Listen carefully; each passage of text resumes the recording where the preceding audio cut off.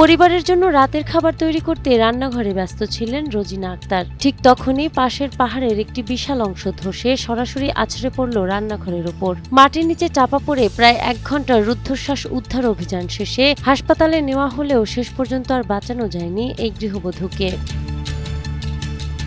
শনিবার রাত 10:30টার দিকে কক্সবাজার সদর উপজেলার পূর্ব কলাতলীর ঝিরঝিরিপাড়া এলাকায় ঘটে এই মর্মান্তিক ঘটনা। স্থানীয়দের অভিযোগ, টানা বর্ষণে মাটি নরম হওয়ার পাশাপাশি দীর্ঘদিন ধরে কিছু অসাধু চক্র অবৈধভাবে ওই পাহাড়টি কাটছিল। ফলে পাহাড়টি অত্যন্ত ঝুঁকিপূর্ণ হয়ে ওঠে এবং শেষ পর্যন্ত তা কেড়ে নিল রোজিনার প্রাণ। এই ঘটনায় পুরো এলাকায় তীব্র ক্ষোভ বিরাজ করছে।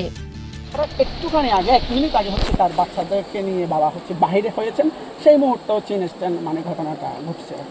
তার বাসায় তো মেহমান ছিল, যে তারা পাকঘরে ছিল না, তারা যেটা বারান্দার রুম ছিল ওখানে ছিল। উনি একমাত্র পাকঘরে ছিলেন, যার কারণে উনি ভিতরে পাহাড়ের মাটির মধ্যে চাপা পড়েছে। ফায়ার সার্ভিসের সহযোগিতায় আমাদের স্থানীয় লোকজন আমরা সবাই মিলে ফায়ার সার্ভিসকে নিয়ে আমরা এটা উদ্ধার কাজ সফল হয়েছি। ওনাকে বের করা হয়েছে আমাদের। কক্সবাজারে প্রতি বর্ষা মৌসুমে পাহাড় ধসে প্রাণহানির ঘটনা ঘটলেও অবৈধ পাহাড় কাটা বন্ধে প্রশাসনের কার্যকর পদক্ষেপের অভাবকে দায়ী করছেন পরিবেশবাদীরা। নাহার বৃষ্টি, টাইমস টুডে।